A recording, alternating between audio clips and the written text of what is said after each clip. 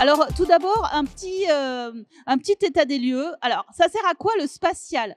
Donc, normalement, le spatial, ben, il y a 2 choses principales. Ça sert à explorer les étoiles, mieux les comprendre, explorer les continents, mais ça sert également à explorer notre planète, à mieux la connaître, à pouvoir la surveiller, à pouvoir connaître la météo, savoir comment vont bouger les océans, comment vont bouger, l'urbanisme, l'agriculture. Donc le spatial, c'est pas que les planètes, c'est aussi notre planète. Donc ça, c'est vraiment important et du coup, quand on a dit ça, on dit, bah, voilà, qu'est-ce qu'on peut faire vraiment concrètement dans le spatial?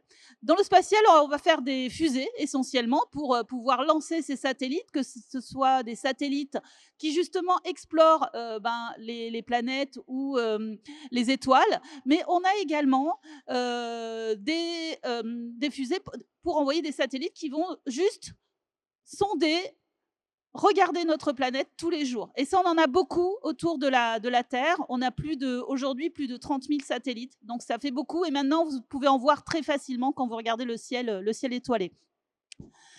Dans le spatial, on fait également tout ce qui sert finalement à lancer ces satellites. Donc, on a des stations sol, on a également la Station spatiale internationale, donc on a des vaisseaux spatials. Donc, tout ça fait qu'on a beaucoup de métiers. Et alors, les métiers du spatial, ils sont nombreux. En l'occurrence, vous avez forcément astronaute. Alors, tout le monde sait que, voilà, astronaute, c'est un métier du spatial. Mais moi, je suis là pour vous expliquer qu'il n'y a pas que le métier d'astronaute dans le spatial. C'est un métier magnifique, mais c'est un métier difficile, forcément. Donc, c'est pas évident de se projeter tout de suite quand on a envie de faire du spatial. Mais pour le coup, il y a beaucoup d'autres métiers dans le spatial. Ne serait-ce qu'ingénieur, voilà, aéronautique, spatial. C'est un métier qui est pas compliqué, pas si difficile que ça, et c'est surtout un métier passionnant et qui vous permet d'avoir une vie de famille. Voilà, c'est un métier finalement qui vous permet d'aboutir dans une carrière, à faire des choses où vous êtes heureux tous les jours, mais en même temps, vous pouvez gérer, que ce soit un homme ou une femme d'ailleurs, votre famille. Vous avez d'autres métiers comme ça, bon, bien sûr, tout ce qui est scientifique, astrophysicien, les techniciens. Vous avez des gens qui analysent les données spatiales et grâce à ça, eux, ils vont vraiment nous aider à mieux connaître notre planète. Et ces données spatiales s'appellent l'observation de la Terre. C'est grâce à ça qu'on est en capacité bah, de faire de la prévision. Alors, la prévision, bien évidemment, météo, ça, tout le monde connaît ça, ça fait 40 ans qu'on fait ça.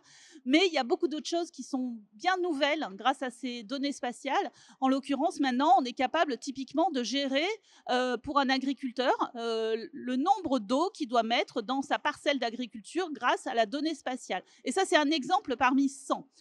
Vous avez d'autres métiers aussi. Vous avez des métiers, bien évidemment, qui sont liés à faire tourner le spatial. C'est-à-dire que vous avez les gens des ressources humaines qui vont nous former, qui vont gérer les carrières.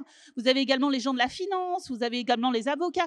Donc, il y a beaucoup de métiers autour du spatial. Tout ça, ce sont des gens qui sont passionnés par ce domaine. Donc, vous avez, quand on a parlé de tous ces métiers-là, maintenant, je fais un petit zoom sur les femmes, parce que là, on a quand même un petit souci. En l'occurrence, en France, aujourd'hui, on est toujours à 20%. Alors, je dis toujours parce que, en fait, il y a 30 ans, quand moi je suis rentrée dans le domaine spatial, on était à 15%. Bon, pour moi, ça me paraissait à peu près logique, c'était pas très grave. On allait finalement changer tout ça. Et voilà, je suis sortie de mon école d'ingénieur, 15% de femmes dans le spatial. Le problème aujourd'hui, c'est qu'on est toujours à 15% de femmes ingénieurs dans le spatial et on est toujours à 20% globalement de femmes dans le secteur.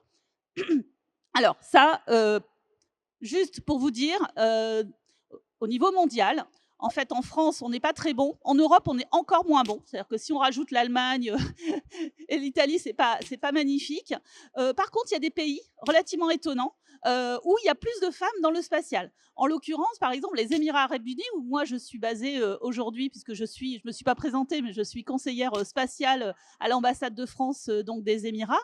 En l'occurrence, il y a beaucoup plus de femmes ingénieurs et donc forcément plus dans le secteur spatial. Et on est à 30%.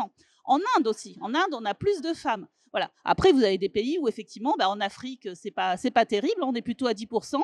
Et aux États-Unis, on est à 27%. Voilà. Tout ça pour vous dire que quelque part, ce sujet-là, c'est sociétal. C'est-à-dire qu'en fait, en fonction de comment on imagine ces métiers-là, eh ben, les femmes vont pouvoir se projeter ou pas. Et ça, cette projection, c'est aussi dû aux exemples. Et ça, c'est vraiment nous, notre engagement dans l'association qu'on a créée en octobre, c'est montrer toutes ces femmes du spatial qui sont des femmes juste passionnées par leur projet, mais qui sont aujourd'hui assez invisibles. Donc on veut les rendre visibles, on veut justement pouvoir intervenir, montrer qu'il y a beaucoup de métiers et beaucoup de femmes dans ces pays-là. Alors, il y a le problème de l'exemplarité. C'est sociétal, encore une fois, vous allez, enfin, je veux dire, chez nous, en France, vous avez encore des catalogues de jouets avec les pages roses et les pages bleues. Tant qu'on aura ça, et on sait ce qu'on trouve dans les pages roses, on sait ce qu'on trouve dans les pages bleues, ça va être compliqué, finalement, sociétalement, pour que des jeunes femmes se projettent par rapport à tout ça. Il y a aussi un problème de confiance en soi. Et ça, c'est justement le nombre d'exemples qui vont pouvoir finalement redonner confiance en soi. Les jeunes femmes sont excellentes on va dire jusqu'en second, enfin jusqu'au lycée. Mais au moment où il faut choisir les carrières scientifiques, il y a un problème de confiance en soi où effectivement elles vont se remettre en cause alors que normalement elles ne devraient pas. Et le problème, c'est que c'est un problème. Autour d'elles, on n'a pas la réassurance qu'il faut pour leur dire mais bien sûr tu peux y arriver, bien évidemment. Et on s'est rendu compte que même au niveau des professeurs, globalement, les conseils étaient différents quand c'était une femme qui voulait faire des études scientifiques ou quand c'était un garçon. Donc là, il y a vraiment beaucoup de choses à changer à tous les niveaux. Et pourquoi c'est important d'avoir autant de femmes que d'hommes? Tout simplement parce que voilà, les femmes vont apporter forcément une richesse, un point de vue différent, un avis différent. Et en fait, je vais vous dire, même dans la NASA, à l'époque, l'avait déjà compris, parce qu'au niveau des missions Apollo, ils se sont rendus compte que pour sauver finalement Apollo 11, eh ben, il fallait effectivement mettre des femmes, ne serait-ce que pour avoir des points de vue différents. Et on en est là. Aujourd'hui, quand vous regardez les entreprises du spatial, c'est la même chose dans l'aéronautique et dans la défense. Vous avez une ou deux CEO, c'est-à-dire présidentes de ces entreprises-là. Et en fait, la plupart des gens qui sont à la tête de ces entreprises, non seulement ce sont des hommes, mais bon, à la limite, mais en plus, ils ont tous le même parcours, ils ont tous la même école. Enfin, on est dans un domaine en fait non inclusif. C'est-à-dire que si on n'a pas fait exactement ce parcours-là, a priori, on n'aura pas la chance d'être président de ces structures-là. Et donc, au-delà des femmes, moi, je prône en fait une inclusion. C'est-à-dire, voilà, il faut que tout le monde puisse potentiellement apporter sa richesse et son point de vue. C'est aussi ça qui va apporter l'innovation. On s'est vraiment rendu compte que quand on a les mêmes profils, on a peu d'innovation. Surtout quand c'est des profils qui sont formés pour ne pas prendre de risques. Donc voilà, le côté risque, le côté innovation, c'est extrêmement important. Et maintenant, vous l'avez compris, il y a tous ces projets fabuleux dans le spatial. C'est un domaine où, quand vous avez travaillé sur un lanceur, sur une fusée, un satellite, quand vous le voyez décoller, quand vous le voyez aller sur la Lune ou sur Mars, forcément, voilà, vous êtes le cœur en forme de spatial et vous avez envie vraiment d'y travailler. Donc moi, je prône pour absolument travailler dans ce domaine-là. Et alors maintenant, comment on va changer les choses? Donc c'est là qu'on va parler de notre association qu'on a créée donc en octobre. Donc c'est une association qui a pour ambition de rendre les femmes du spatial plus visibles. Grâce à plusieurs choses. En l'occurrence, on a créé ce qu'on a appelé une Swan Space, une talent base, une marketplace de femmes du spatial qui peuvent intervenir pour faire des conférences, mais également pour, voilà, si vous avez besoin de profils dans le spatial, parce que moi, toutes les entreprises du spatial me disent on ne trouve pas de femmes, on ne sait pas où elles sont. Voilà, grâce à Swan, maintenant, vous pouvez accéder à beaucoup de femmes de profil qui ont envie de travailler dans le spatial. On a également créé un programme de mentorat. Et ce programme de mentorat, c'est pas le même que celui que vous pouvez voir dans d'autres associations. C'est un programme qui va s'adresser à des jeunes femmes qui ont déjà 4 ou 5 ans d'expérience et qui, en fait, se posent des questions dans leur carrière ou qui déjà commencent à avoir peut-être des freins ou en tous les cas, elles-mêmes, souvent, vont aussi se poser des autolimitations.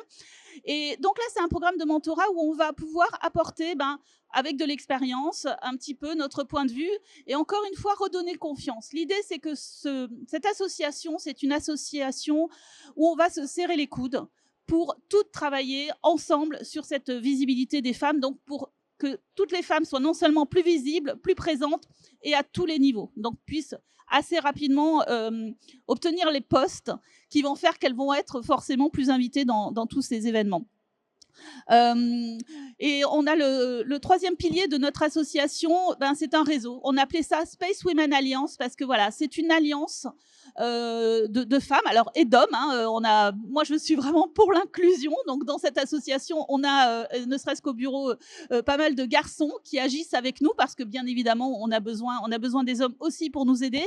Ce qu'il faut voir, c'est que les femmes, que ce soit dans le spatial ou dans la technique, ont été effacées de l'histoire depuis les 100 dernières années. C'est-à-dire qu'en gros, à part Marie Curie, vous allez trouver très, très, très peu de références, alors que des femmes qui ont fait des choses extraordinaires, il y en a beaucoup. Et tous les jours, vous pouvez, on dirait qu'on les ressort et qu'on nous explique telle femme passionnante a fait tel brevet, a découvert telle chose, a travaillé pour cette lune martienne. Voilà.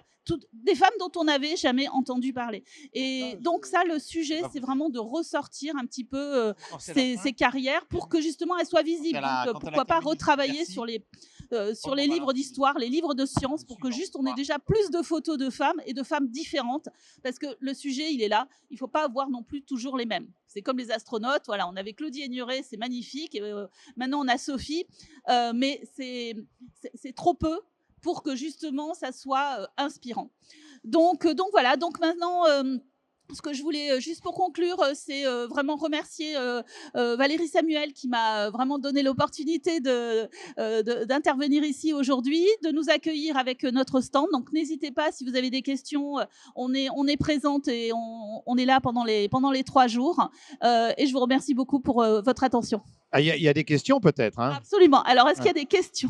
Il y a peut-être des questions de personnes sur ce sujet.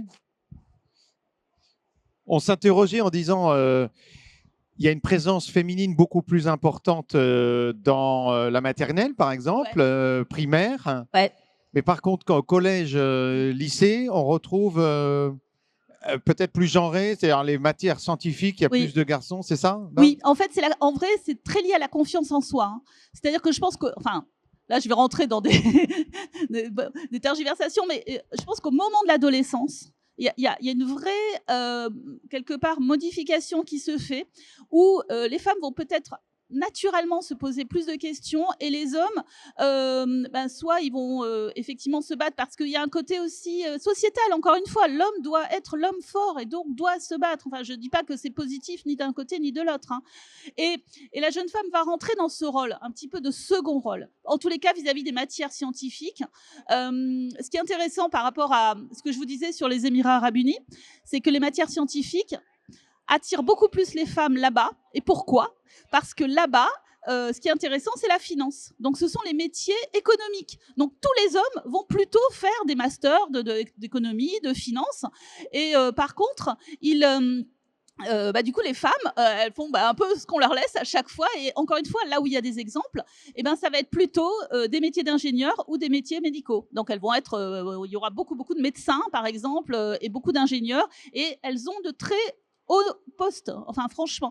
Donc voilà, encore une fois, c'est globalement qu'il faut se dire qu'est-ce que nous, on loupe dans notre société pour que ces femmes-là prennent plus de confiance en elles. Et effectivement, il y a la confiance en soi, de mon point de vue, qui est majeure, mais il y a aussi l'exemple. Voilà, le fait qu'il y a beaucoup de femmes dans le spatial qui puissent rassurer en disant si on a autant, c'est que moi aussi. Et une fois qu'on en aura autant et qu'on en aura 50%, là, on n'aura plus de sujet. Voilà une question qui est... Bonjour Christelle. Est-ce qu'on peut adhérer à l'association à n'importe quel âge et qu'est-ce qu'on y découvre du coup ?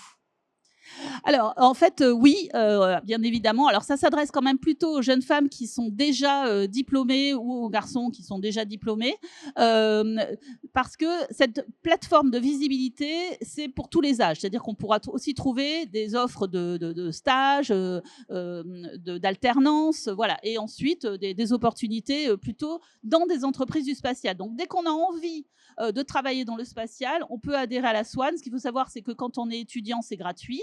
Que par contre, quand on est salarié, c'est 25 €. Voilà, parce que juste, il faut qu'on puisse tous ensemble être engagés.